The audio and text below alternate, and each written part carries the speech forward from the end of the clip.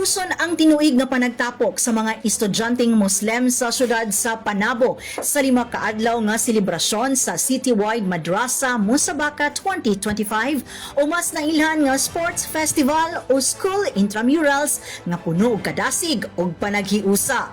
Lingaw ang mga estudyante, apil na ang mga magtutudlo sa gipahigayong ball games sama sa basketball o volleyball nga adunay kaubang cheers gikan sa matag kupunan. Wala usab paulahi ang mga partisipante sa Quiz B o Arabic Calligraphy Competition. Apil na ang poster making contest sa pagpamuhat sa ilang talagsaong kahanas o pagkamamugnaon. Sa ikaupat nga adlaw, gibida usab sa matag booth ang lamian nga mga pagkaon nga delikasiya sa Muslim community ug ang booth beautification.